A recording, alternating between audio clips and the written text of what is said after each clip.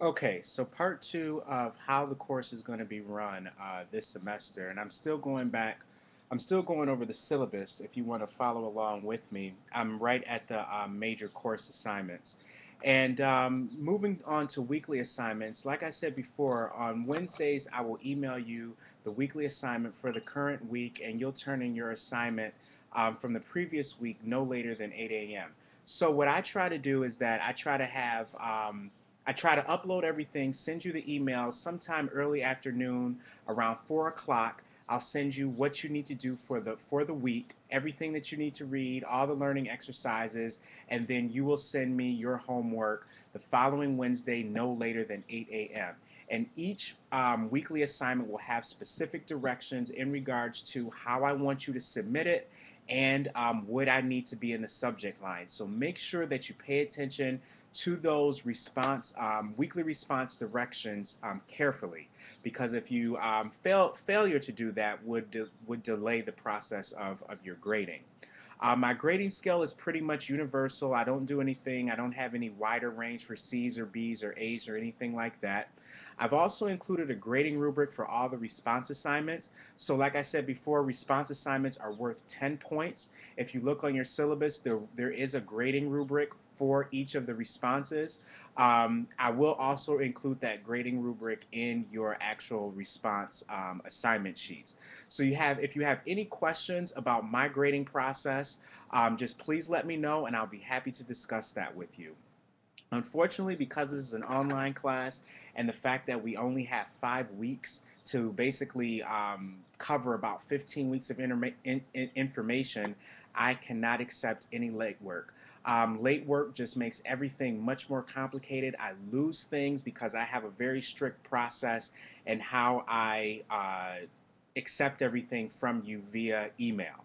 Okay, so after 8 a.m. on Wednesday, that's the cutoff time that I'm accepting anything. So usually things that come behind that will, like I said before, you won't receive credit for that. So make sure that you give yourself plenty of opportunity to complete the daily weekly assignments. As always, in any online class, you want to review the online classroom conduct policy, making sure that we respect everyone. We will be talking about controversial issues in this class, dealing with religion, race, gender, politics. Everything is up for discussion. Okay, so you want to keep that in mind. You want to make sure that you respect the opinions of others. The idea for this course is that we learn from each other's interpretations and each other's understandings rather than criticize people or judge people for their understanding. We understand ourselves more through the concept of others.